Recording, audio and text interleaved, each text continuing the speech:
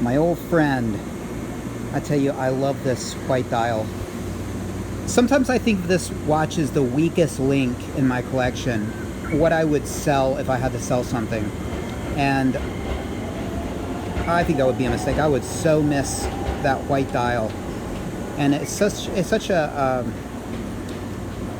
an easy, honest watch. I mean, I'm getting ready to catch the train, and my train leaves at 15 past the hour. Now, typically I would set my GMT bezel to mark that time, or my sub bezel to mark that time. And you can't do that with this watch, but that's okay. You know what? It's not that big of a deal. It's 1:15. I can remember that. And, you know, this can make your life easier. I mean, that bezel, you know, some to fiddle with, some to mark time with. It's got a purpose, but you know, I fiddle with that thing half a dozen times a day, and with this, I don't really have to. There's no temptation to do that. No worrying about crooked bezel, no worrying about bezel inserts, about your bezel popping off. No worrying about Jubilee bracelet or anything. It's just a nice, honest watch. All right, I think it's time we get on that train. What are we doing today? Well, here in Japan, you have to get a visa every year, or if you're lucky, every 3 years. But the Japanese government has seen it fit to issue me a permanent visa. They must not have seen my videos. So we're gonna go get that today and check out some Rolexes because there's an AD nearby. All right, so I'm officially a permanent resident in Japan. So now I gotta figure out how to get on the dole. I need it. RSC has been slapping me with bills. I've got too many horological mouths to feed. Anyway, I'm in front of a Rolex AD, and I thought I would just pop in and celebrate by either grabbing a Pepsi or a new Batgirl. I don't know which one, but I'll get one of them, right? Actually, haven't been in yet, and we'll see what they have. I had a talk with my wife earlier. I said, you know what happens if I see a Pepsi? She has no idea what I'm talking about, but I told her that there's certain models that you have to buy or you're crazy. And I said, you know, you might get a call from me sometime that you got to come down quickly and bring cash, because I don't know if you see a model in there. I don't know if you can say, okay, I'm going to be right back. Hold it for me while I go to the ATM or go to the, you know, bank to get the money. And if they say no, you're screwed. So I was prepping my wife. I said, you know, if you get a call, you got to come and help me out, right? Well, anyway, I was telling her that I hope I don't see one of those models, because what am I gonna do? I'd have to buy it, right? I'd have to be that guy. I'd have to be that guy that gets it and goes straight down to Nakano and flips it, because that's just money in the bank, right? I mean, I would regret it forever. That's just thousands of dollars right there. It's a shame that it's come to that. And look, I'm being honest. I mean, what would you guys do?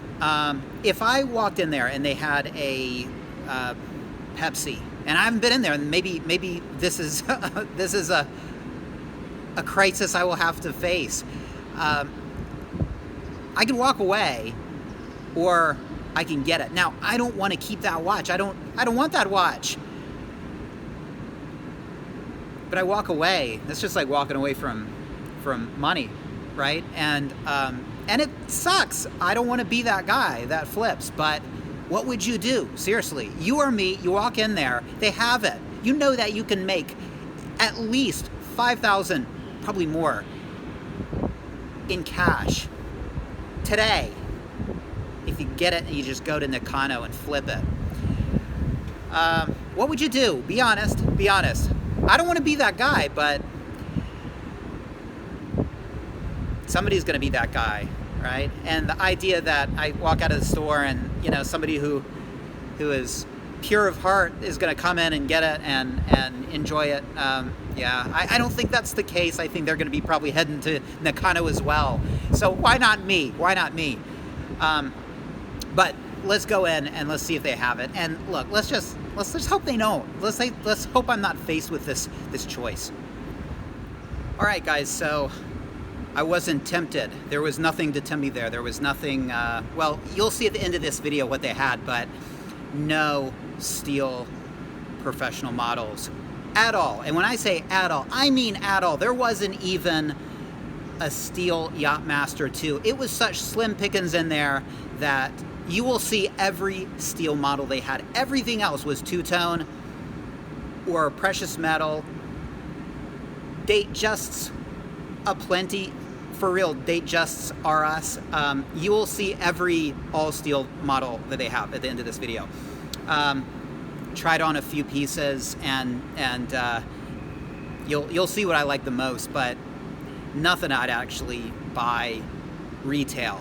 Really nice guy. According to him, the Batgirl has not come yet, so it's not out, at least at that store yet. He says they're really careful about telling me how many models. They don't want to talk about what has come through the store, I can tell.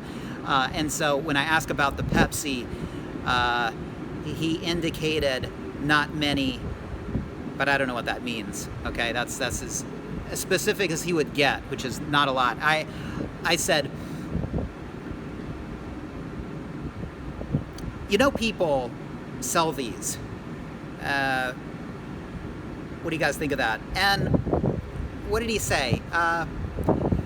Well, he took a sort of what can you do attitude to it. And I said, do you guys keep the warranty card? And I know they don't, but I asked him about that, and he's like, no, we don't do that.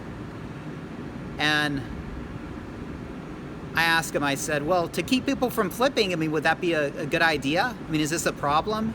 And again, he was really non-committal about any sort of stance on it.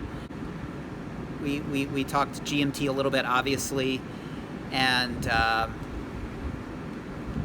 mentioned that I had a GMT that I'm switching out the bezel, and I said Coke, and he knew exactly what I was talking about. And then he said Pepsi, and I said, yeah, the Pepsi's next. Anyway, he's a really nice guy. Yeah, it was a good experience. That's got to be tough. That's got to be tough for a place like that. People walk in, they want the steel professional models, and they can't get them. Tough place to be if you're an AD. And this is sort of part of this complex, this sort of luxury watch complex. I should check out some other watches in there. Should I check out some Omegas? Maybe I should. I didn't even think to. Right here are the 36 millimeter Oyster Perpetuals.